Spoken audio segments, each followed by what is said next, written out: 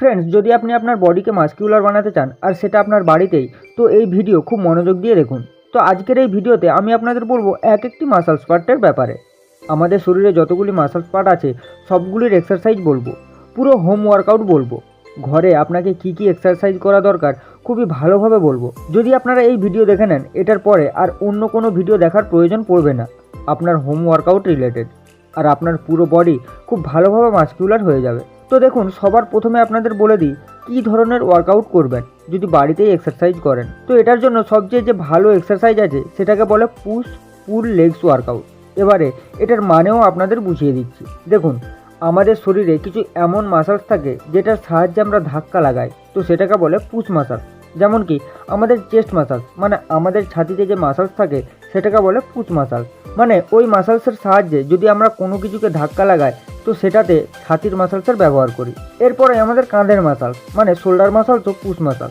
কোনো জিনিসকে ধাক্কা লাগানো, কোনো জিনিসকে আমাদের মাথার উপরে ওঠানোর প্রয়োজন, আমরা কাঁধের মাসলসের ব্যবহার করি। এটার পরে তৃতীয় যে মাসলস আছে ধাক্কা লাগানোর জন্য, ওটাকে বলে ট্রাইসেপস মাসল। তো এই তিনটি মাসলসকে আমাকে যদি একদিনে ট্রেন করতে হয় তো এটা আমাদের জন্য অনেক ভালো হয়। এটার পরেই আমরা কথা বলবো পুল মাসলসের ব্যাপারে। পুল মাসলস এমন মাসলস যেটার সাহায্যে আমরা কোনো জিনিসকে টানি। যখনই আমরা কোনো ভারী জিনিসকে টানি তখন আমরা আমাদের ব্যাক মাসলস, মানে আমাদের পিঠের মাসলসের ব্যবহার করি। এর সাথেই যখন আমরা কোনো জিনিসকে তুলে ধরি তখন আমরা বাইসেপস মাসলসের ব্যবহার করি, আর আমাদের রেয়ার ডেল্ট মানে কাঁধের মাসলসের ব্যবহার করি। তো এটা হয়ে গেল আমাদের পুল মাসলস। তো এই মাসলসগুলিকে আমরা একদিনে একসাথে ট্রেন করব। এটার পরে আমাদের লাস্ট মাসলস হবে লেগস মাসল, মানে আমাদের পায়ের পুরো মাসলসকে আমরা লেগ মাসলস বলবো। যখনই আমরা চলাফেরা করি, উঠা বসা করি, কোনো ভারী জিনিসকে পুরো শরীরের সাহায্যে উঠানোর কাজ করি, তো তখন আমরা পুরো পায়ের মাসলসের ব্যবহার করি। আর এগুলির সঙ্গে আমরা অ্যাবস মাসলসও ট্রেন করব। এই যে তিন মাসলস আছে এগুলি আমরা আলাদা আলাদা দিনে ট্রেন করব। সবার প্রথমে আমরা পুশ মাসলসের ওয়ার্কআউট করব, যেখানে আমরা চেস্টের ওয়ার্কআউট করব। এখানে আমরা নর্মাল পুশ আপস করব। নর্মাল পুশ আপস তো আমরা সবাই জানি এরকম করে পারফর্ম করতে হয়। একটা জিনিস লক্ষ্য রাখবেন, যখন আমরা নর্মাল পুশ আপস করবো একবারে 12টি পুশ আপস করতে হবে। এরপরে আমরা ইনক্লাইন পুশ আপ করবো, যেটা ঠিক এরকম করে পারফর্ম করতে হয়, যেখানে আমরা হাত দুটোকে কোনো উঁচু জিনিসের উপরে রেখে ঠিক এরকম করে পুশ আপস করে থাকি। এখানেও আপনাকে মিনিমাম 12টি পুশ আপস করতে হবে।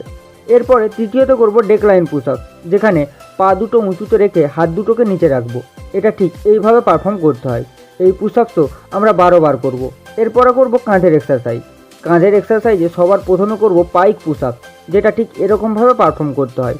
পাইক পুশ আপ করলে কি হয় না, আমাদের কাঁধ চওড়া হয় আর আমাদের কাঁধের মাসলস পুরোপুরিভাবে ট্রেন হয়ে যায়। এই পুশ আপস আমরা এইভাবে পারফর্ম করব।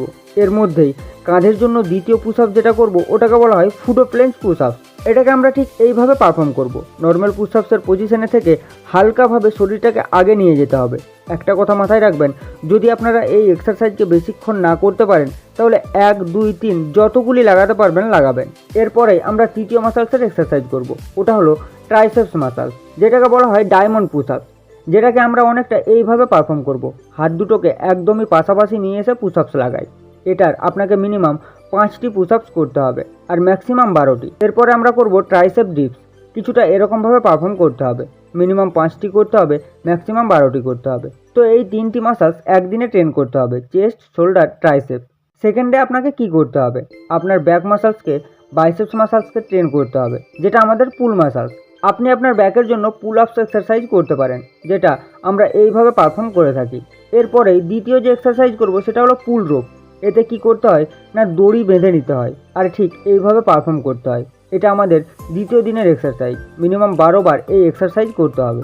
তাহলে আমাদের ব্যাক মাসলস, আমাদের কাঁধের পেছনের যে মাসলস, সেটাও এতে ট্রেন হয়। এরপরেই বাইসেপসের এক্সারসাইজ করব, যেটাতে আমাদের প্রথম এক্সারসাইজ হবে চিন আপস। দেখুন, চিন আপস কিছুটা এইভাবে পারফর্ম করতে হবে, মিনিমাম 5টি চিন আপ আপনাদের করতে হবে আর ম্যাক্সিমাম 12টা। এরপরে আমরা করব বাইসেপস কার্ল।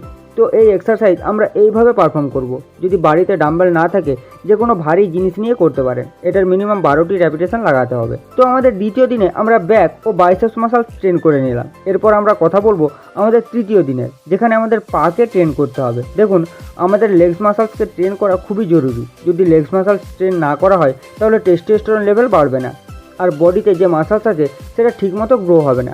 লেগসের জন্য আমরা সবার প্রথমে করবো স্কোয়াট, যেটা আমরা কিছুটা এরকমভাবে পারফর্ম করে থাকি। যদি পারেন তো হাতে ভারী কোনো জিনিস নিতে পারেন বা খালি হাতেও করতে পারেন। মিনিমাম 15 বার স্কোয়াটস করতে হবে। এটাতেই দ্বিতীয় এক্সারসাইজ করতে হবে কাফ রেজেস, যেটা আমরা ঠিক এইভাবে পারফর্ম করব। আমরা যে কোনো জায়গায় দাঁড়িয়ে আঙুলের ওপর ভর দিয়ে গোড়ালি ওপর নিচে করব। এটার মিনিমাম 15 বার করতে হবে। তো এই দুটি এক্সারসাইজ আপনাদের দুবার করে করতে হবে, মানে প্রথমে স্কোয়াটস করতে হবে, এরপরেই কাপ রেজেস, আবার স্কোয়াটস, আর আবার এরপরেই কাপ রেজেস। তো এটা হয়ে গেল আমাদের শেষ দিনের এক্সারসাইজ।